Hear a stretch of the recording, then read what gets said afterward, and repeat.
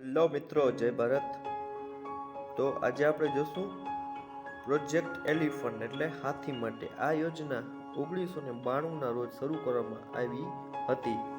12 August ને આપણે વિશ્વ હાથી દિવસ તરીકે ઉજવણી કરીએ છીએ.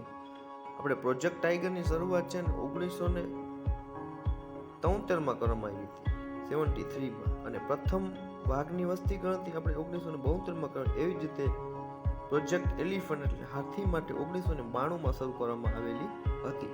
હવે આ જે પ્રોજેક્ટ એલિફન્ટ છે ને 16 રાજ્યોમાં શરૂ કરવામાં આવી હતી. 16 રાજ્યોમાં.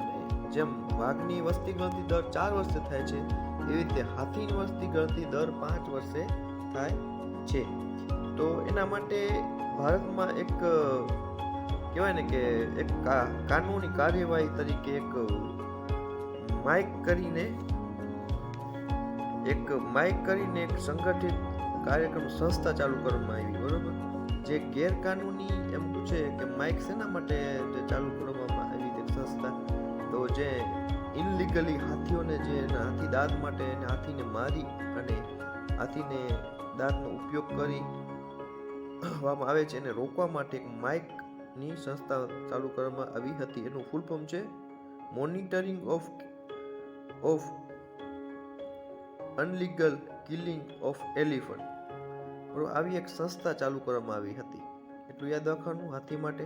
અને બીજું એક યાદ રાખવાનું કે ગજ યાત્રા 2017માં, બરોબર, જે 12 ઓગસ્ટ 2017ના રોજ વિશ્વ હાથી દિવસના નિમિત્તે આ એક ગજ યાત્રા ચાલુ કરવામાં આવી છે. આ અભિયાનમાં 12 રાજ્યોમાં ચલાવવામાં આવે છે. એમ પૂછે કે આજે ગજ યાત્રા 2023, આ કરંટનો પ્રશ્ન છે કે 2023માં ગજ યાત્રા, બરોબર, ચીન કાર્બન રાષ્ટ્રીય ઉદ્યાન, જેનું હાલનું નામ છે રામગંગા નેશનલ પાર્ક, તેમાં આ વખતે 2023માં ઉજવણી કરવામાં આવી હતી ગજ યાત્રાની. અને સૌથી વધારે, બરોબર, હાથી જો પૂછે તો ક્યાં છે, તો કર્ણાટકમાં, એના પછી આવશે અસમ, એના પછી આવશે કેરળ. હાથી માટે ખાસ એટલું યાદ